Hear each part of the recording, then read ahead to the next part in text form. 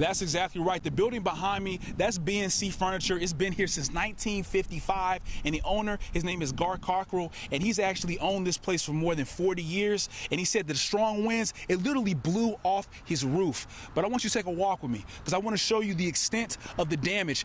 I want you to see right here, we have bent metal, even twisted metal, and the metal even looks mangled in some of the parts over here on this pile. You can see cement bricks and also wood. And the thing about this is that all this stuff that you're seeing right here was actually in this street, and the city had to block it off. That was around 8 yesterday morning, and they blocked it off. But it wasn't just city workers that were moving all this debris. It was also people and nearby business owners that were helping Cockrell and just lending a helping hand. And he says that's why he loves East Texas so much.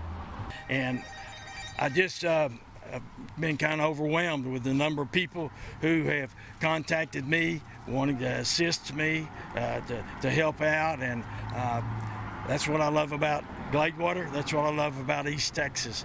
I'm so blessed to be here, and we have people that are just that got good, kind hearts. And again, Cockrell just wants to thank every single person for taking their time out and helping him in his time of need. In Gladewater, Frank Jefferson, KETK News.